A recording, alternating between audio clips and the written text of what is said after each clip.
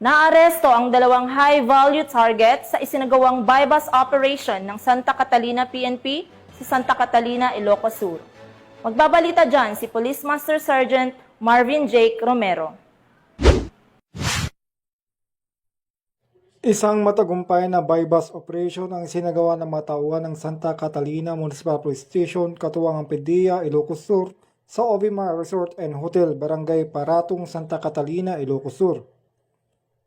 Naaresto sa operasyon ang dalawang high-value individual na kinilang sina Rosario, 33 taong gulang, isang singer mula sa Vigan City, at si Rocky, 42, isang musikero mula sa Darbacan, Ilocos Sur.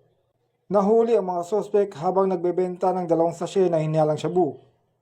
Sa inventory ng PDEA nakumpiska ang kabuuang 3 gramo ng shabu na tinatayang nagkakalaga ng mahigit 20,000 pesos. Kasama na iba pang drug paraphernalia, budol money at isang Mitsubishi expander na gamit ng mga sospek.